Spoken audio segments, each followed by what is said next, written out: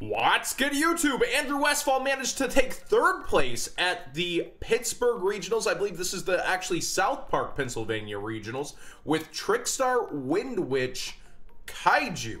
What a mix. This man has answers in the main deck for any boss monster, tries to take your hand, tries to summon a Crystal Wing, and tries to burn you for game sometimes even with that nice chain summoning. So let's get into his in-depth tournament report. He surely knows more about this deck than I do. He's the pilot. He's the man who made it. So Andrew Westfall says the event was between 190 to 200 people. Someone told me 197. I'm not entirely sure. It was just under 200, which is why top cut for invites was only top 24. I managed to take third place, and here's my regional report. Round 1, Demise True Draco. Game 1, I won the dice roll and Droll unlocked him. Game 2, I Kaiju'd over his Masterpiece and won from there. Round 2, 2-1 against Domain Monarchs. He played multiple of March of the Monarchs and Monarchs Erupt, which gave me a hard time already. I was just able to grind it out for the win in time by life points only. Round 3, 1-2, lost to Pendulum Magicians. He won the dice roll and set up a really strong board with a lot of advantage that I couldn't get over. I saw my side hate Game 2 and beat him. Game 3, I bricked by a bit, and he proceeded to savagely OTK me. Round 4, 2-1 against Paleozoic Frogs. Kaiju's won Game 1. Toad and his Traps won Game 2. And Droll and Lock stole Game 3 for me. Round 5, 2-0 against Invoked Artifact with Fairy Tale Luna. Interesting. We're in round 5 here. That's pretty cool.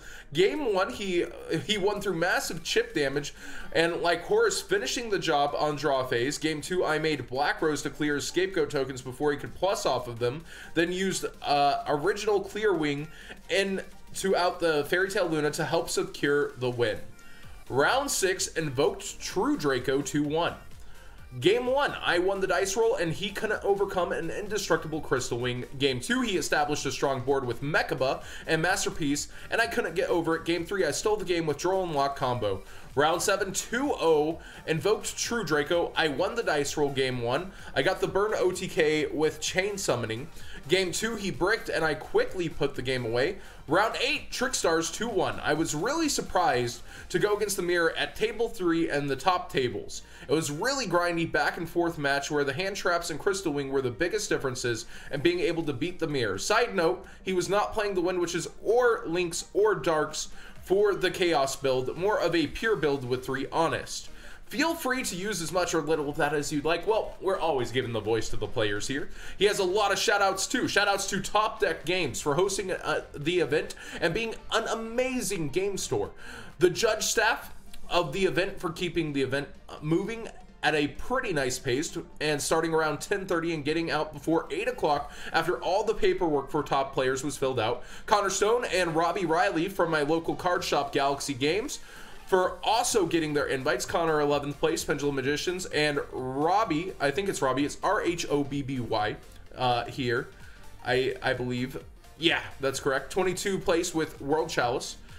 Tyler Andrews and Tyler Kominski for just missing out on Top Cut with some really awesome decks. Tyler Andrews 28th with a 60th card Lightsworn Zombie Plants, and Tyler Kominski, a top 64, 5-3 record with a Banish deck using Soul Absorption, Grin Maju, Eater of Millions, DD Dynamite, etc. Final shout out to the rest of the Yu-Gi-Oh community at Galaxy Games for countless hours of playtesting, making every card game road trip a blast, no matter how we do, and for believing in me in spite of numerous times I bubbled out getting my first Nats invite ever. That's a great job, man. This was really awesome. I don't read through these until I read through and actually talk to you guys, and this one made me smile. This is a nice one. Notes for the build. Trickstar ratios are perfect. WindWitches worked really well for me for the advantage they net you, making indestructible Crystal Wing and setting up other level 7 and level 8 synchro plays with Glass Spell and Snowbell. Was worried about the hand trap ratio since I couldn't get the 3rd Ash in time, but both Ash and Ogre were clutch all day with Droll being MVP of the day. I played the Wind Kaiju for the WindWitch Resurrection and Sticky Strings for a level 7 that I could possibly summon to my field and sync with Snowbell for a level 8.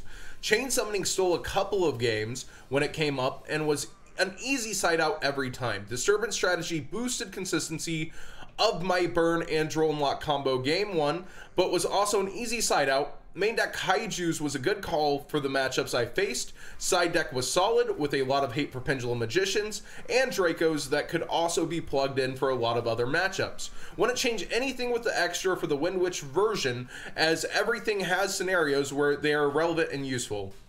And he said, okay, that's everything. I'm done spamming you now. He also does want to shout out his channel. He asked if I do channel links. Drew Decks and link the channel. So it's a small channel of just under 500 subs. I mostly upload deck profiles for myself and different players at locals with the spare time I have while being a preschool teacher. Thank you so much, and the consideration's an honor. Keep doing what you do. You make YugiTube good, man. Thank you. They're bringing tears to my eyes here. This guy just loves the community. He's a teacher. He's an awesome guy. He's obviously put a lot of time into theory, and this was really, really cool. I don't read through these until I actually put them up for you guys. I want to do the raw read through. I want to give the voice of the player the best I can. I feel like when I'm anticipating something, I stumble over my words a lot more. So this was really nice. Good job, man. You seem like a great guy. At least how you presented yourself to me. But no, seriously, that was pretty cool.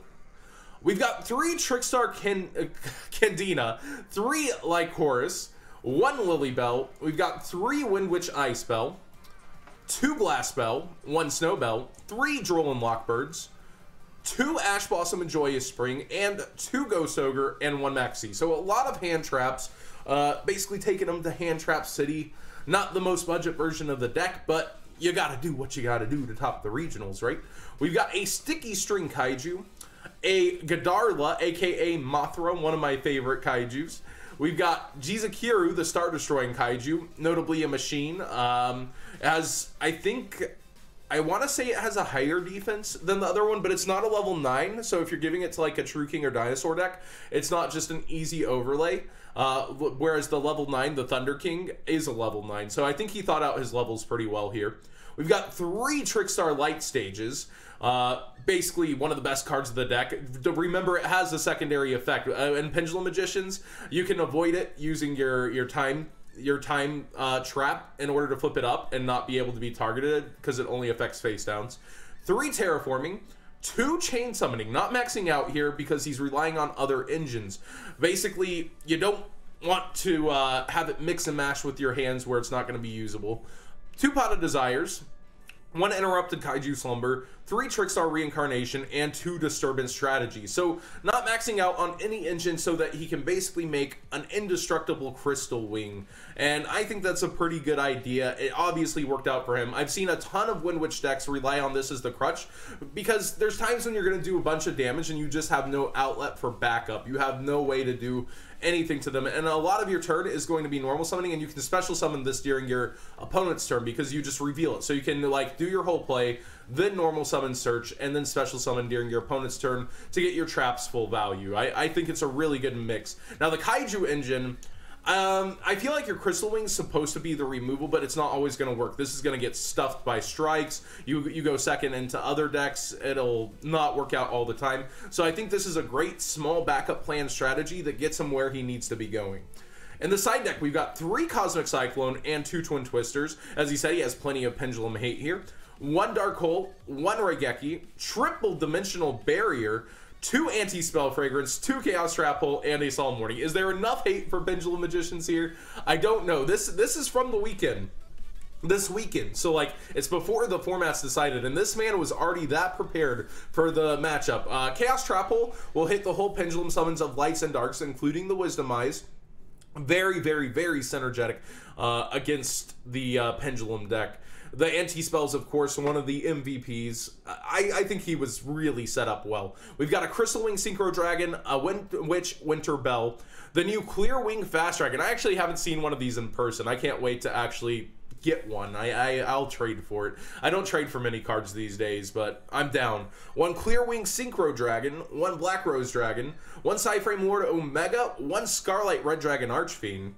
We've got a copy of Stardust Dragon as well. So like he said, he was prepared with other scenarios for his synchroing in case with the Gadarla. he didn't want to just be stranded out in duels and was prepared for a lot of scenarios. It sounds like he really tested through the format. We've got Nightmare Shark. I see this more and more. It's really funny, actually, to be able to attack for 2,000 per game. It can come in clutch in time scenarios. We got Phantom Knight's Breaksword, 1 Castel, Utopia package comes up often. The other meme attack director, Heartland Draco, and no Cowboy for game. It's Tornado Dragon. So he values these obviously a little bit more, the 2,000 chunks of life points than the 800 chunks that Cowboy does after a battle situation. And he's not playing any Link monsters for Master Rule 4 because his main secondary focus, besides making a big old Crystal Wing, is burn. Or I guess that's the primary focus. There's just so much this deck does. It takes your hand away, makes an undestructible Crystal Wing, and that's just my opinions on it. Obviously, he knows more. His tournament report was really made well. So, Andrew Westfall, thank you so much for sending this into the channel. I really appreciate it, and congrats on the top and first invite. That's probably my coolest first invite story I've had in a long time.